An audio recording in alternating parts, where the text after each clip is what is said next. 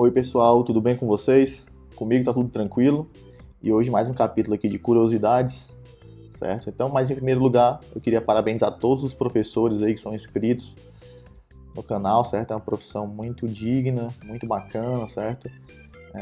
Já sou professor há bastante tempo também e com certeza o professor deveria ser mais valorizado ainda no nosso país, certo? Então, parabéns a todos aí. Outra coisa, pessoal, eu vou voltar a fazer os vídeos Pergunte ao Nerd, certo? Muita gente pediu aí, então deixe nos comentários aí suas perguntas para eu colocar, vou selecionar algumas para colocar no próximo vídeo, certo? Então, Pergunte ao Nerd vai voltar aí. Ok, então hoje o que eu queria falar, pessoal, né, é dia do professor e tudo, eu queria falar então dessas trollagens que os professores fazem com os alunos às vezes, né? Então imagina que você está fazendo uma prova.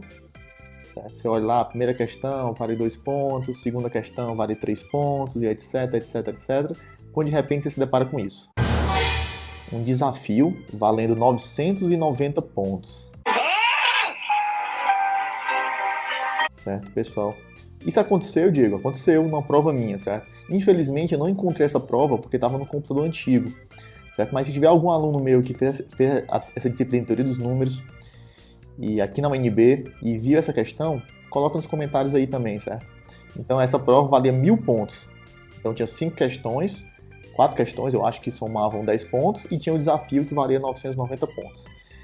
E que questão tão difícil ou tão interessante era essa? Então essa era a questão, pessoal. Existem números de Fibonacci, Fn e Fm com os índices positivos, tais que E elevado a Fn é igual a π elevado a Fm?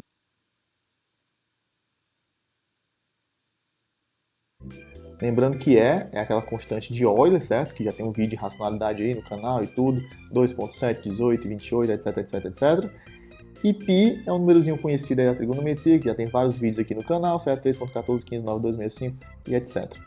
Certo? A pergunta é se existe uma potência do E que é igual à potência do π, onde esses expoentes são números de Fibonacci, não nulos, né? Porque podia ser E elevado a zero igual a π elevado a zero. Certo?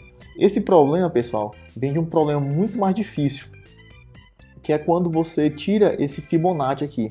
Então, se eu tiro esse Fibonacci, pergunto só, existe NM, tal que E elevado a N é igual a π elevado a M?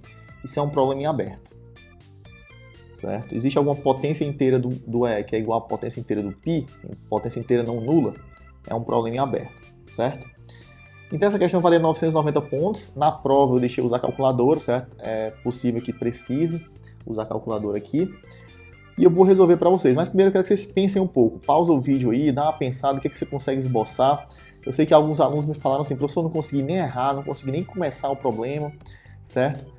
E no final eu digo para vocês se alguém fez, quantas pessoas fizeram essa questão, certo? Alguém pode perguntar, Diego, mas para que vale 990 pontos? Eu falei para ele, certo? 990 pontos significa que se você fizer outra disciplina comigo, você pode ficar somando esses pontos, né? Então você tira 10 em uma disciplina, tira 10 em outra, tira 10 em outra até... Então é mais uma pontuação simbólica, já que eu dou poucas disciplinas, né? Ok, então pensem aí. Certo, pessoal? Então vamos lá resolver o problema. Então o problema é o seguinte. Então vamos lá, solução. A primeira coisa que a gente tem que saber é que o E é menor que π. Não é? O E é menor que π. O E é 2.7, etc, etc. E o π é 3.1, etc, etc. Então o E é menor que π. Se o E é menor que π, a única maneira de uma potência do E ser igual à potência do π é se o Fn for maior que o Fm. A potência do E tem que ser maior que a potência do π para poder contrabalancear.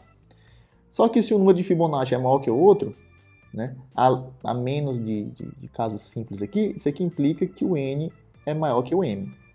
Então, se o número de Fibonacci é maior que o outro, os índices também estão nessa crescência aí, certo? Nessa monoticidade. Então, N é maior que o M. Se o N é maior que M, o M é no máximo quanto? O M é no máximo N menos 1, porque nós estamos falando de inteiros, né? Se o M é menor que N, M é estritamente menor que N, então no máximo ele pode ser N menos 1. Isso aqui é crucial, pessoal. Então o que eu vou provar é o seguinte, a minha afirmação é que se eu pego E elevado a Fn, isso é maior que π elevado a Fn menos 1. Isso termina o problema, Diego? Termina. Por quê?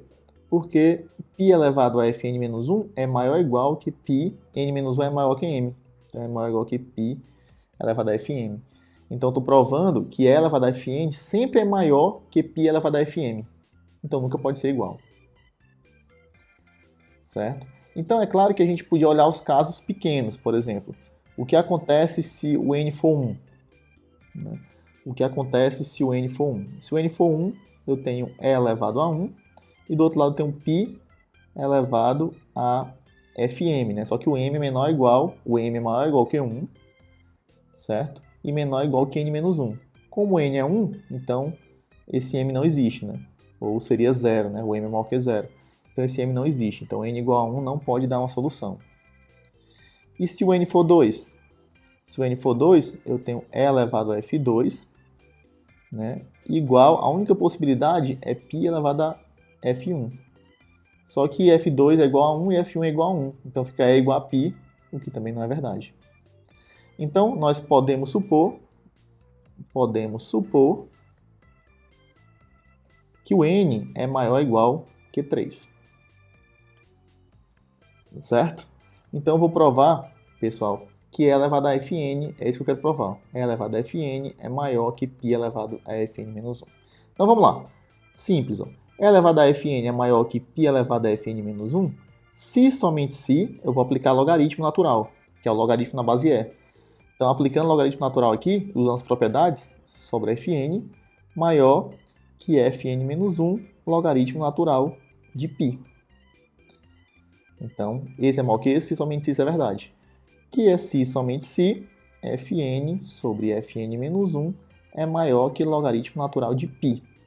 Ou seja, tudo que eu quero provar então é que fn sobre fn-1 é maior que logaritmo natural de π quando n é maior ou igual que 3. Diego, quanto é o logaritmo natural de π? Ou seja, o logaritmo de π na base E? Ele é aproximadamente 1,14. Então, basta provar que fn sobre fn-1 é maior que 1,14. Então, nós vamos provar algo, uma subafirmação aqui, ó. Vamos provar algo mais forte ainda. Vamos provar que se o n é maior ou igual que 3, então fn é maior que 1,2 fn-1. E isso acaba o problema, né, pessoal? Porque se eu provo que fn é maior que 1,2 fn-1, eu estou provando que fn sobre fn-1 é maior que 1,2. E 1,2 é maior que o logaritmo natural de π. Então, eu provo a afirmação e, como eu já expliquei, eu resolvo o problema. Certo? Como é que eu provo isso aqui? Usando indução. Olha só que fácil. Usando indução. Indução sobre n. Então, quando a base de indução, quando n é 3, eu tenho f2, f3, quanto f3 é 2, é maior que 1,2 f2, né? f2 é 1. 2 é maior que 1,2. Então, ok. A base de indução, ok. A hipótese de indução, eu vou supor o seguinte. Eu vou supor que fk é maior que 1,2 fk menos 1 para todo k entre 3, que é a base de indução, e n. Então, supõe que vale a hipótese de indução para todo k entre 3 e n. Então, qual seria a tese de indução? A tese de indução é provar que fn mais 1 é maior que 1,2 fn, ou seja, trocando k por n mais 1. Como é que prova isso? Bem simples, ó. Fn mais 1, pela recorrência de Fibonacci, isso aqui é Fn mais Fn menos 1. Só que para esses dois caras, vale a hipótese de indução, para esses dois aqui. Então, Fn, pela hipótese de indução, Fn é maior que 1,2 Fn menos 1. Então, esse é maior que esse. E pela hipótese de indução, o Fn menos 1 é maior que 1,2 Fn menos 2. Então, você coloca aqui em evidência 1,2, sobra Fn menos 1 mais Fn menos 2. E pela recorrência de Fibonacci, Fn menos 1 mais Fn menos 2 é igual a 1,2 aqui, Fn. Então, nós provamos aqui, olhando para o começo da fila, que Fn mais 1 é maior que 1,2 Fn. E com isso, nós resolvemos o problema. Provamos isso aqui, ou seja, provamos que é maior que logaritmo natural de π, ou seja, provamos que isso aqui é verdade. E acaba o problema. Então, não existe, certo? Do mesmo jeito que, na verdade, acredita-se que não existem se você tira os Fibonacci também. Isso está relacionado com a irracionalidade do logaritmo natural de π. Ok, pessoal? Então, é o que eu falei para vocês. Se você pega E elevado a N igual a π elevado a M, né? Isso aqui tem solução? Se somente se o logaritmo natural de π é racional. Solução não nula, certo?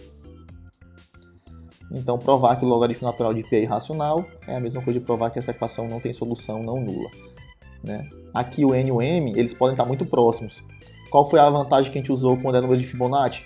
Que os números de Fibonacci, né, eles têm um crescimento tão grande que você pode estimar o crescimento de um em relação ao outro de uma forma muito, muito longa, certo? Por isso a gente conseguiu essa desigualdade.